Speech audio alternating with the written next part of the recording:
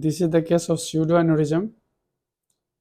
That means wall has ruptured due to myocardial infarction. This is parasternal long axis view. This is left atrium, left ventricle. This is aorta.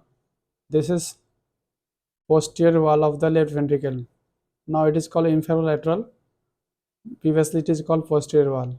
So basal portion of posterior wall has ruptured. You see, this is the size of diameter of aneurysm, and this is the opening. The opening is quite less compared to this one. So whenever it is less than half, that is pseudo aneurysm. Definition wise or criteria wise, you say. So this is the case of pseudo aneurysm due to rupture of posterior wall, basal region of posterior wall in case of myocardial infarction. You can see here the myocardium is ruptured. You see, this is the myocardium. This is the myocardium. Here there is no myocardium here, but pericardium is intact also. Little bit pericardial effusion. So whenever you see localized pericardial effusion or little bit pericardial effusion, in case of myocardial infarction, you have to rule out rupture also, or sometimes even Dressler syndrome, you will find pericardial effusion without any rupture. But whenever you see pericardial effusion in case of myocardial infarction, try to find out any rupture is present or not, because rupture, whenever you see rupture, there will be a little bit pericardial effusion also, but pericardial effusion is easily seen, but rupture is little bit tough to be seen. So finding pericardial effusion, whenever you find pericardial effusion, try to rule out rupture of any ventricular wall. That is the point to remember in this case. You see the flow goes into rupture and comes back, to and fro motion of the blood at the neck of the pseudoaneurysm.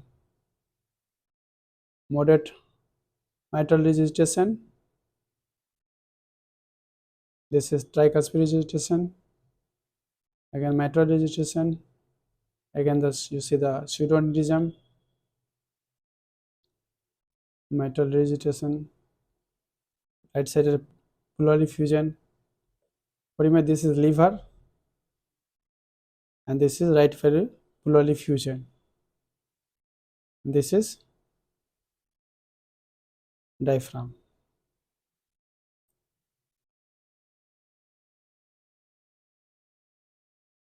This is left pleural effusion.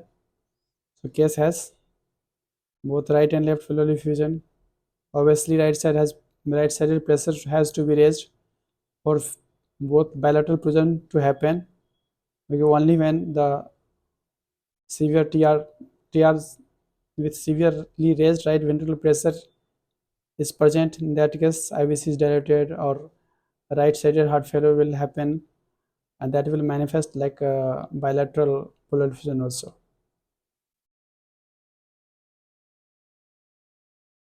This is a case of pseudoaneurysm of basal posterior wall. This kind of case always needs surgical correction.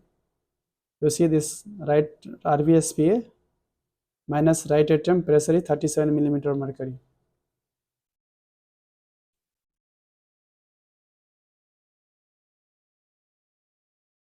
So this is the finally thing is, in case of myocardial effusion, myocardial infarction, whenever you see little bit pericardial effusion, suspect rupture of myocardium or pseudoaneurysm. Try to find out pseudoaneurysm. Thank you.